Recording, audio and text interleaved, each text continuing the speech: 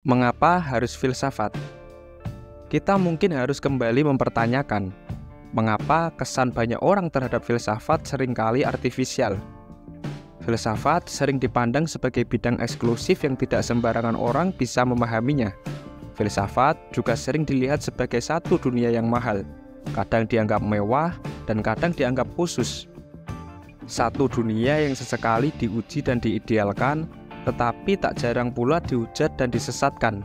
Apalagi jika dikaitkan dengan logika ekonomi yang menjadi dasar berpikir manusia masa kini. Filsafat bisa dikatakan sebagai makhluk asing yang tidak memberikan profit apapun selain pembingungan. Filsafat bagi sebagian besar orang identik dengan kata ruwet, mengada-ngada, tidak mau diatur, ingin menang sendiri, mengacaukan ketertiban, dan anti-spiritualitas atau agama. Filsafat juga identik dengan gambaran-gambaran tentang filosof sebagai seorang tukang debat yang tidak mau disalahkan, orang kurang kerjaan yang membahas hal-hal yang sudah jelas, atau orang yang hidupnya kacau, berambut gondrong, jarang mandi, dan menyebalkan. Filsafat pada hakikatnya adalah sebuah tantangan untuk tidak hidup secara mekanis, ikut-ikutan, taklid, dan mengalir tanpa tahu kemana, untuk apa, dan mengapa. Seorang empu filsafat yang bernama Socrates pernah mengatakan satu jargon yang sangat dikenal di dunia filsafat, yaitu hidup yang tidak diuji adalah kehidupan yang tidak berharga. Hidup tidak boleh dibiarkan mengalir begitu saja.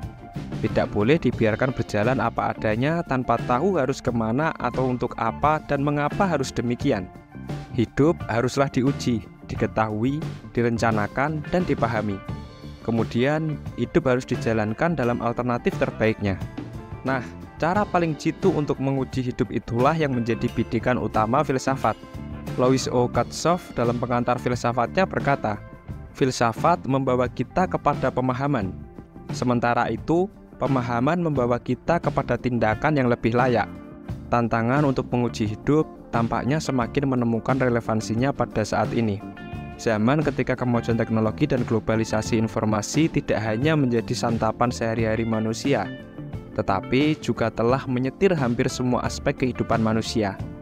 Hampir semua orang pada masa kini setiap hari disetir kemauan, keinginan, sampai kebutuhannya oleh media-media informasi, baik yang berskala lokal, regional, nasional, maupun global. Siapakah aku? Mengapa aku ada? Apa bedanya aku dengan yang lain? Untuk apa aku hidup? Bagaimana aku harus hidup? Dari mana asalku? Kemana nantinya tujuanku? Apa yang harus dan tidak boleh aku lakukan?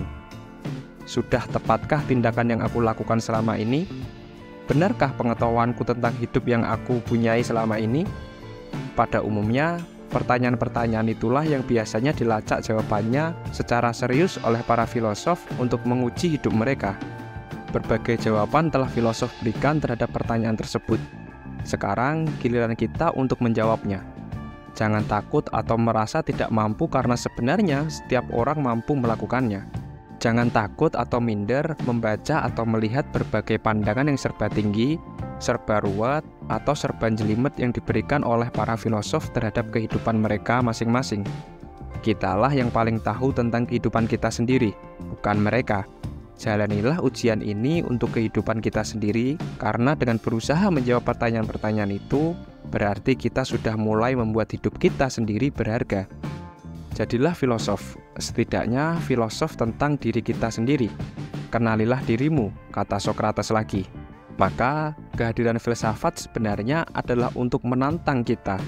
Beranikah kita mempertanyakan dan menguji kembali segala hal yang selama ini kita anggap sudah semestinya begitu? Meskipun kelihatannya sederhana, apabila ditelaah dengan lebih mendalam, orang akan menyadari bahwa sekedar semboyan ujilah hidupmu tidak sesederhana redaksinya. Dalam sejarah, kita akan melihat bahwa slogan sederhana itu bisa menjungkir balikkan tatanan kehidupan manusia yang dianggap telah mapan. Walaupun sebenarnya tujuan akhir dari penjungkir balikan tersebut adalah untuk membawa dunia menuju arah ketertiban yang tingkatnya lebih tinggi. Ketertiban yang diiringi dengan kesadaran serta kepedulian dan pemahaman manusia terhadap kehidupan mereka sendiri. Manusia tidak boleh hidup hanya dengan mengandalkan rutinitas, ikut apa kata orang, merasa tahu padahal tidak tahu, dan merasa bisa padahal belum tentu. Manusia harus didasarkan dan dibangunkan dari keseharian yang membuat mereka terlena atau tidak suka ambil pusing terlalu dalam atas segala hal yang mereka lakukan dan pikirkan. Manusia harus digugah dari ketenggelaman mereka dalam kesibukan duniawi yang membuat mereka tidak lagi peka terhadap baik buruk, benar salah, serta layak tidaknya apa yang mereka pikirkan, lakukan, dan angankan. Dengan melakukan reevaluasi terhadap hidup seperti itulah manusia akan menemukan kebermaknaan kehidupannya, bukan sekedar menjadi komponen dalam sebuah mesin besar yang tidak punya nilai tawar dan nilai pilih, selain hanya ikut berjalan sesuai program tertentu yang telah dipatenkan. Bermaknanya hidup dan berharganya hidup, itulah kiranya tawaran paling menarik dari makhluk yang bernama filsafat. Tawaran tersebut jangan dianggap remeh, karena kebermaknaan hidup ini sangat esensial bagi manusia. Seseorang itu bisa disebut sebagai manusia atau bukan, sebenarnya terletak dalam bagaimana ia bisa memberi makna kepada hidupnya sendiri dan hidup dalam kebermaknaan itu.